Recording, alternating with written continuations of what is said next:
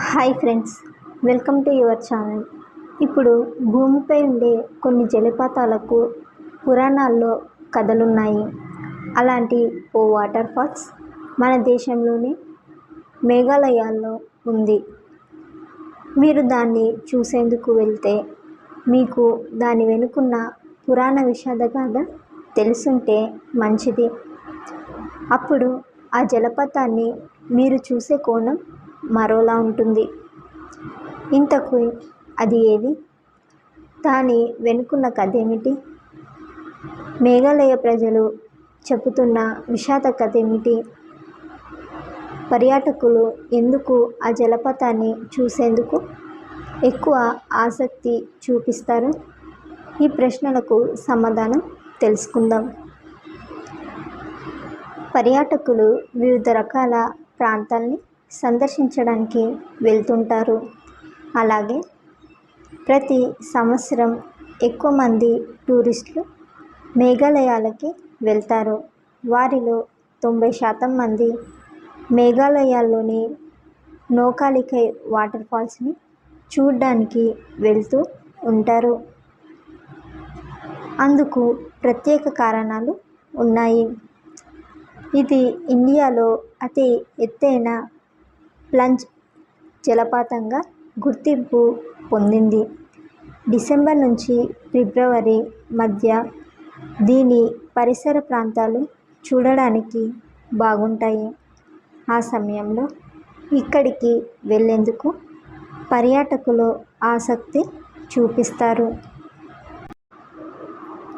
భూమిపై అత్యంత తేమతో కూడిన ప్రదేశాలలో ఒకటిగా కూడా పిలువబడే నోహ్రా అనేక జలపాతాలు మరియు ఉరుములతో కూడిన జలపాతాలతో నిండి ఉంది. ఇవి ప్రయాణికులను మరియు ప్రకృతి అన్వేషణలను మంత్రముగ్ధులను చేస్తాయి. అలాంటి జలపాతాలలో ఒకటి నోకాలికైన జలపాతం. దీని ఎత్తు దాదాపు 340 మీటర్లు మరియు భారతదేశంలోనే ఎత్తైన జలపాతంగా ప్రకటించబడింది.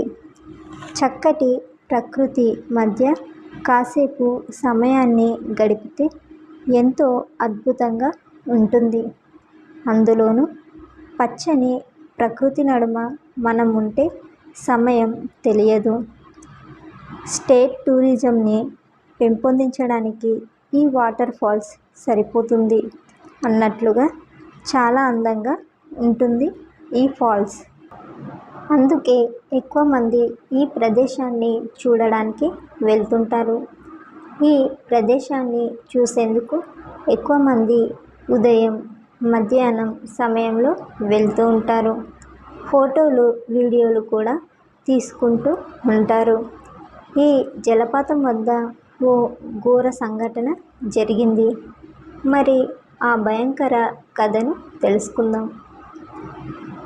ఖాసీ భాషలో కా అనేది స్త్రీలింగాన్ని సూచిస్తుంది. లికై అనేది ఒక స్త్రీ పేరు.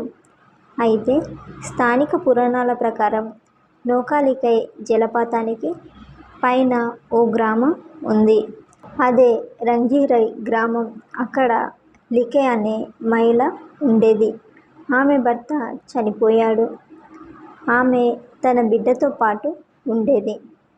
తన బిడ్డను చూసుకోవడానికి ఆమెకు కష్టంగా ఉండేది. దాంతో ఆమె మరో వివాహం చేసుకుంది. ఆమె రెండో భర్త దుర్మార్గుడు.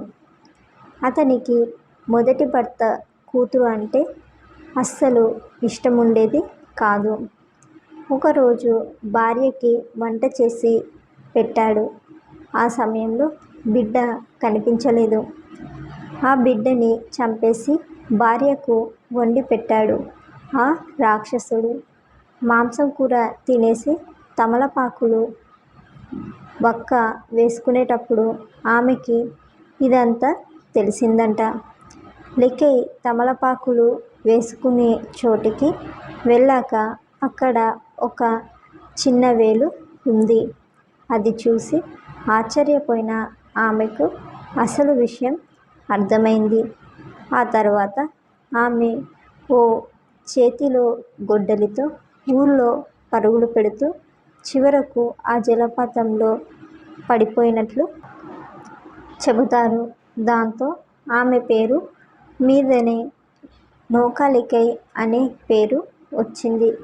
ఇదంతా నిజంగా జరిగింది అనేందుకు ఆధారాలు లేవు. స్థానికులు మాత్రం ఇదే కథను చిన్న చిన్న మార్పులతో ఇలాగే చెప్తుంటారు.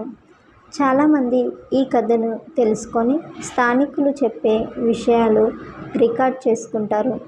కానీ ఎవరు దీన్ని నిరూపించేందుకు వీలుగా ఆధారాలు లేవు.